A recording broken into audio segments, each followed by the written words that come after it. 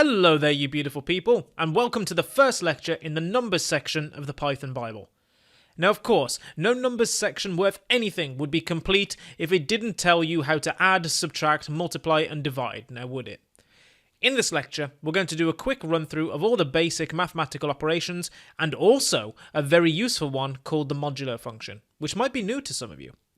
We're also going to introduce you to another variable type called the float, and go over a special difference between doing maths in Python 2 and doing maths in Python 3, which can trip a few people up. So by the end of this lecture, you will be able to add, subtract, multiply, divide, and use the modulo function on numbers in Python, and that's going to serve as an excellent and strong foundation moving forward. You'll also have a deeper understanding of what operators are, and you'll also be familiar with a new variable type, which is pretty cool, right? So we have a lot to do, so let's boot up idle and get started. Alright then, so how does arithmetic work in Python? Well, all mathematical operations, like adding, subtracting, etc., all need a mathematical operator. A mathematical operator is just a fancy word for a symbol that lets us do a certain mathematical task, like adding or subtracting or dividing or whatever. So let me show you what I mean. Let's say we wanted to add together 2 and 3. Well, we would type 2, just like in here, just type the number 2, then the addition operator. In Python, the addition operator is just a plus symbol, which, makes sense, right? And then the number 3. When we hit enter, Python is going to know, because of the addition operator, to do an addition between 2 and 3. So all we have to do is type 2 plus 3, Python's going to do the rest and give us back 5. The key point that I'm trying to hammer home here, it's the operator that tells Python what it needs to do. So for example, what about subtraction? I bet you can guess what the subtraction operator is, right? That's right, it's just a minus sign. So let's say if we wanted to subtract 20 from 100. The way that we do that is 100, subtraction operator, 20. And when I press enter, Python's going to do 100 minus 20, and it's going to give us 80 back, which is correct. We can also combine together these operations. So for example, if we type 100 plus 20 minus 80, what that's going to do is it's going to give us 40. Okay, so now that we have addition and subtraction down, we come to multiplication, the bad boy. Right, so the multiplication operator is an asterisk or a star. You can find this by pressing Shift and then 8 on your keyboard. It looks basically like this. Okay, so the way that you do this, let's say if we wanted to find what 2 times 2 is. Well, for that we need the multiplication operator. So 2, multiplication operator 2, 2 times 2, Python's going to give us back 4, which is correct. Now, as a matter of style, it's always good to put a space around the operator. So, like, instead of just typing 2 times 2, it's better to do 2 space times space 2. Just like that. And this just makes it look nice, really, and just a bit less cramped. So that's something you might want to bear in mind. Now we come to division.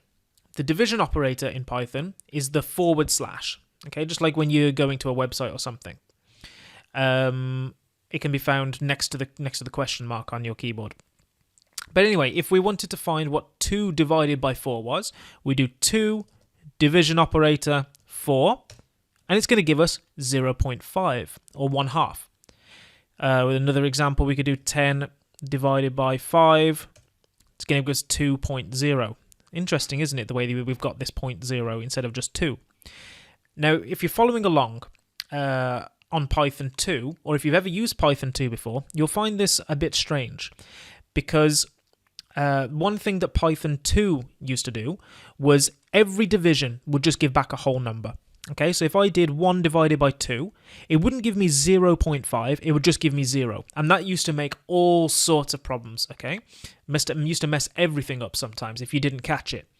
But in Python 3, that has been, I guess, fixed. The problem's kind of been removed. So the divisions now always give back a decimal number. But how is it actually giving back a decimal number? Because numbers in Python, and I guess in most programming languages, they're not all created the same. Okay, there's 2 different types of data that represent numbers. The first type we're already familiar with is the integer, or int. So let's say if we have let's take the type function of the number 2. It's going to tell us it's an int. If I take the type function of 0.5, we're going to get this other one here called a float, or a floating point number. A floating point number is just a fancy way of saying a decimal number, basically. So we've got this completely different data type called a float that allows us to get extra levels of precision in our numbers, so we can go to decimal places rather than just dealing with whole numbers. This is kind of more or less automatically done, but it's something to bear in mind. Numbers are not all the same. They're basically two different data types, one for whole numbers and one for numbers that have a decimal point.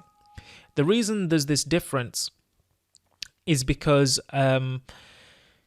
basically, if you want more levels of precision in your numbers, you need to be able to store more information. So floats actually take up a bit more space in your computer program, a bit more memory than integers do. So a float takes up 16 bytes of memory, whereas an integer in Python only takes up 14 bytes, which is actually rather large as far as integers go. I think Java, it's only 4 bytes. So in Python, a float is 14% larger than an integer in Python, but you get all that extra precision. So it's just something to bear in mind. You've got two options available to you. Yeah. So with division out of the way, let's move on to the last topic in this lecture with regards to these operations. Quite quick, right? Called the modulo function. Now, the modulo is weird, but it's very useful, and it basically allows us to find the remainder of a division. Okay, so the modulo operator is the percentage symbol. So, and you can find this in case you're looking for it. It's pretty much just you press shift and then the number 5 on your keyboard. So, for example, if we did this 5 modulo operator 3, we get 2. And why is that? Well, the reason is, it's not because 5 minus 3 is 2. No. The reason is because 3, if you divide 5 by 3, 3 will go into 5 once with remainder 2. So let's try another example. If I did 10 modulo 2, we're going to get 0. Why? Because 2 goes into 10 5 times and there's nothing left over. So the modulo returns 0. Basically, 10 is exactly divisible by 2, so there's no remainder. What if we do 7.5 modulo 5? Well, that's going to give us 2.5. It's going to give us 2.5. And the reason for that is because 5 goes into 7.5 once, and 2.5 is what's left over. So you can see the modulo operation, although it's a bit weird, it gives us the remainder of a division, which is sometimes quite useful. So yeah, I mean, we've really covered quite a lot in this lecture. I mean, as far as content there, we've learned how to add, subtract, multiply, and divide, as well as use the modulo function. And you've also learned about a key difference between numbers in Python. They're not all the same. You've got integers and you've got floats. And you've also learned about a difference between Python 3 and Python 2. Python 2, whenever you used to use division, it always used to make it as integers. There was no concept of floats during division unless you directly expressed that you wanted floats.